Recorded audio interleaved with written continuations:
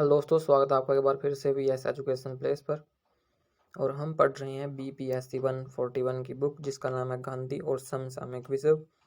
इसकी हम इकाई 4 पर आ चुके हैं। इकाई 4 से पहले इकाइयाँ हम पढ़ चुके हैं और आपको उनकी वीडियो जो है चैनल पर मिल जाएगी, आप उन्हें भी जाकर देखिए। इस वीडियो में हम पढ़ने वाले हैं इकाई 4 जिसका नाम है स्वराज। और इसमें हम पढ़ेंगे स्वराज क्या है, राजनीतिक स्वराज क्या है, स्व नियंत्रण के रूप में स्वराज और सामाजिक स्वराज, ये हम जो है टॉपिक्स पढ़ेंगे। तो चलिए शुरू करते हैं प्रस्तावना से। सबसे पहले 19वीं सदी के अंत में भारत में एक राष्ट्रीय पहचान और सांस्कृतिक राष्ट्रवाद का विकास हुआ। तो 19वीं सदी में भारत में राष्ट्रीय पहचान और सांस्कृतिक राष्ट्रवाद का विकास हुआ। भारतीय राष्ट्रीय कांग्रेस की स्थापना 1885 में हुई थी। स्वामी दयानंद और स्वामी विवेकानंद ने अपनी पहचान से भारत के गौरव को जागृत किया। उन्होंने वेद और भारत के अतीत की महानता की बात की। शिक्षित भारतीय मध्यम वर्ग अभी भी खुद को सफेद साहबों से हीन महसूस करता था। अंग्रेजों द्वारा बंगाल के विभाजन ने भारतीय लोगों और लेखकों को हिलाकर रख दिया। और रविंद्रनाथ टैगोर श्री के लेखक अपने स्वदेशी समाज जैसी रचना के माध्यम से भारतीय पहचान बनाने के लिए काम कर रहे थे। तिलक की स्वराज मेरा जन्मसिद्ध अधिकार है के नारे ने विशेष रूप से इल्बर्ट बिल के बाद भारतीय राष्ट्रवाद के नए मिजाज को मजबूत किया। गांधी ने शहरों और गांवों, शिक्षित और अशिक्षित के बीच की खाई को पाटने की जरूरत को औपनिवेशिक प्रभाव के तहत नहीं बल्कि स्वयं भारतीय के जागरण और प्रयासों के माध्यम से रेखांकित किया। हिंद स्वराज में गांधी ने अंग्रेजी शब्द इंडिपेंडेंस या फ्रीडम के बजाय स्वराज शब्द का उपयोग करते हुए इसकी भावना का प्रचार किया। गांधी के अनुसार परंपरा की निरंतरता के साथ एक राष्ट्र के निर्माण के लिए एक सामूहिक प्रयास की आवश्यकता थी, इसमें आवश्यक सुधार के साथ व्यक्तिवाद की धारणा को उचित स्थान दिया गया था। गांधी ने कहा कि स्वराज एक समावेशी अवधारणा है, राजनीतिक, आर्थिक, सामाजिक और नैतिक। यह जोर देकर कहा जा सकता है कि मनुष्य के यथासंभव पूर्ण होने की आवश्यकता है। तो गांधी जी के अनुसार स्वराज एक राजनीतिक, आर्थिक, सामाजिक और नैतिक अवधारणा थी। स्वराज क्या है? गांधी के आध्यात्मिक, राजनीतिक, सामाजिक और आर्थिक विचारों में स्वराज की अवधारणा को बहुत महत्व दिया गया है और उनके लेखन और भाषणों में अक्सर इसे स्थान मिला है। उन्होंने भारतीय लोगों की भावना को जागृत करने के लिए स्वराज के अर्थ का अपने समय के अनुसार पुनः मूल्यांकन किया और स्वराज शब्द का इस्तेमाल किया। उनके अनुसार स्वराज शब्द एक पवित्र शब्द था, एक वैदिक शब्द जिसका अर्थ है स्वशासन और आत्म स्वयं। तो गांधी के अनुसार स्वराज का अर्थ है स्वशासन और आत्म स्वयं। गांधी का मानना था कि राष्ट्रीय स्वराज उसी माध्यम से हासिल किया जा सकता है जो व्यक्तिगत स्वराज प्राप्त करने के लिए आवश्यक था। गांधी का मानना था कि राष्ट्रीय स्वराज के साथ व्यक्तिगत स्वराज प्राप्त करने के तरीके समान और एक दूसरे के पूरक थे। तो गांधी जी के अनुसार सबसे पहले हमें व्यक्तिगत स्वराज हासिल करना है और उसके बाद राष्ट्रीय स्वराज। और व्यक्तिगत स्वराज और राष्ट्रीय स्वराज हासिल करने के लिए एक समान तरीके हमें अपनाने होंगे। गांधी का कहना था कि स्वशासन पूरी तरह से आंतरिक शक्ति और बाधाओं से लड़ने की क्षमता पर निर्भर करता है।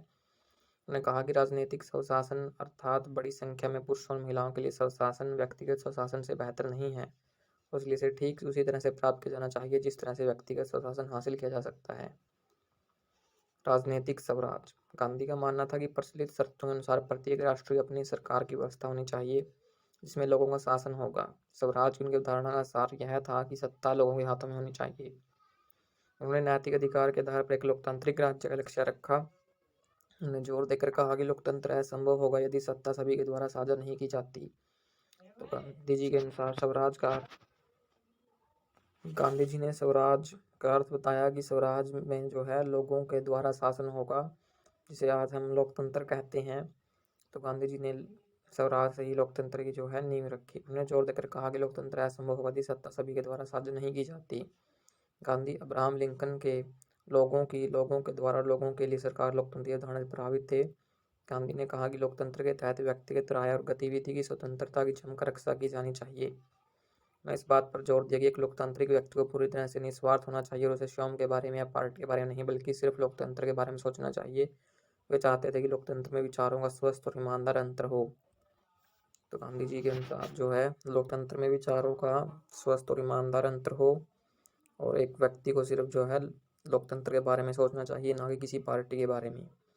गांधी ने स्वराज की अवधारणा को एक लोकतांत्रिक विन्यास देने की कोशिश की। उनका मानना था कि देश की सरकार बहुसंख्यक लोगों की इच्छा पर आधारित होनी चाहिए, जिसका बेशक मताधिकार के माध्यम से पता लगाया जाना चाहिए। ऐसी स्वराज सरकार का चुनाव करने वाले लोगों को राज्य में अपने हाथों श्रम का योगदान देना चाहिए। उनके अनुसार स्वराज से मेरा मतलब है कि भारतीय सरकार लोगों की सहमति से, जो कि वयस्क आबादी, पुरुष या महिला, पूर्ण रूप से यहीं के या आदिवासी लोगों की सबसे बड़ी संख्या द्वारा पता लगाया गया हो, जिन्हें अपने हाथों श्रम करके राज्य की सेवा में योगदान दिया हो, जिन्हें मतदाताओं के रूप में अपना नाम पंजीकृत करने की परेशानी उठाई हो। गांधी ने सरकार के संसदीय स्वरूप को स्वराज की अवधारणा के तात्कालिक लक्ष्य के रूप में स्वीकार किया। आधुनिक काल में उनकी स्वराज भारतीय संसदीय सरकार थी। उन्होंने तत्कालिक राजनीतिक उद्देश्य के रूप में संसदीय स्वराज का समर्थन किया, लेकिन इसके लिए एक आदर्श के रूप में प्रयास किया। मूल रूप से गांधी बहुमत के शासन को इस हद तक चाहते थे कि इसे सामूहिक सामाजिक इच्छा की व्यक्ति मानी जा सके। संसदीय लोकतंत्र के सहभागी लोकतंत्र भी होना चाहिए। इसमें सरकार की लोकतांत्रिक संरचना शामिल थी, जिसमें व्यक्ति के विचार अभिव्यक्ति की अधिकतम स्वतंत्रता हो और निर्णय लेने और करने की प्रक्रिया में भाग ले सकें। लोगों को अपने हाथों में राजनीतिक शक्ति को बनाए रखने के लिए पूरी तरह सक्षम होना चाहिए, ताकि सरकार के हस्तक्षेप को कम करने के लिए स्वशासन स्थापित करने जबरदस्ती नियंत्रण से बचा जा सके। ग्राम विकेंद्रीकरण, ग्राम स्वराज्य, ये नहीं पढ़ेंगे। स्वदेशी और खादी। गांधी के स्वदेशी की धारणा ने स्थानीय उत्पादों को वरीयता दी, भले वे निम्न श्रेणी के हों या कहीं और निर्मित चीज़ों से महंगे हों, और साथ ही उन्होंने स्थानीय निर्माताओं की समस्याओं को हल करने का प्रयास किया। गांधी के स्वदेशी ने सभी विदेशी सामानों को केवल इसलिए अस्वीकार नहीं किया क्योंकि वे विदेशी हैं और एक देश के विनिर्माण के प्रचार में राष्ट्रीय समय और धन बर्बाद करने के लिए अनुकूल नहीं है। यह गलत होगा और स्वदेशी की भावना के खिलाफ होगा। स्वदेशी आर्थिक क्रम में उत्पादों का स्वस्थ आदान प्रदान होकर बाजार की ताकतों के खेल के माध्यम से गला काटने की प्रतियोगिता नहीं होगी। विदेशी वस्तुओं के संबंध में उन्होंने जो मार्गदर्शक सिद्धांत रखा हुआ है, ताकि उन चीज़ों को याद नहीं किया जाना चाहिए जो स्वदेशी उद्योगों हितों के लिए हानिकारक साबित होती हैं। अब हम आगे चलते हैं। आजीविका अवसर में हमने देखेंगे सामाजिक स्वराज। सामाजिक स्वराज के बारे में बताते हैं गांधी सामाजिक अस्तित्व की एक ऐसी स्थिति चाहते थे जहाँ प्रत्येक व्यक्ति अपने धर्म, जाति, पंथ, लिंग, जन्म स्थान, निवास या खानदान की परवाह किए बिना समान सामाजिक स्थिति का आनंद ले सके। इस प्रकार समाज किसी भी कृत्रिम और मानव निर्मित भेदों से रहित एक एकीकृत समुदाय होगा। यह सामाजिक समानता, स्थिति की समानता और अपने सभी सदस्यों की समान गरिमा और प्राकृतिक और मानव निर्मित भेदों की परवाह किए बिना समान भावना से प्रेरित समाज होगा। आत्मनियंत्रण के रूप में स्वराज, ये भी हम नहीं देखेंगे। अब हम चलते हैं सारांश की ओर। तो इस तरह हम सारांश पर आ चुके हैं और आपकी इकाई 4 जो है पूर्ण हो चुकी है। अगर आपको वीडियो पसंद आए तो लाइक कीजिए, चैनल सब्सक्राइब कीजिए। ऐसे इन्फॉर्मेटिव वीडियो पाने के लिए बेल आइकन